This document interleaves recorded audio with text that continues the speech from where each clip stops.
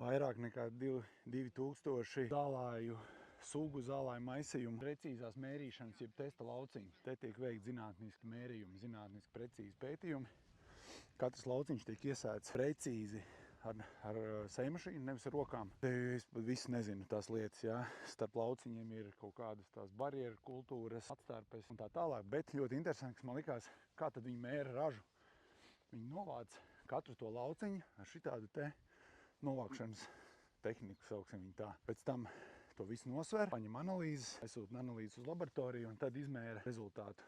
Gan kvalitāti, gan kvantitāti. Un šeit tiek testēti gan ilgmūžība, gan raža, gan izturība pret sausumu.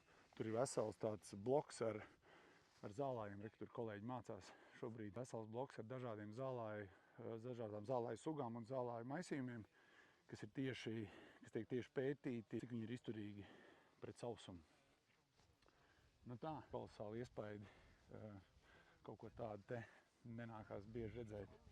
Vairāk nekā 2000 zālāju veidu, kurus pēta kompānija Barenbrug. Visiem čau!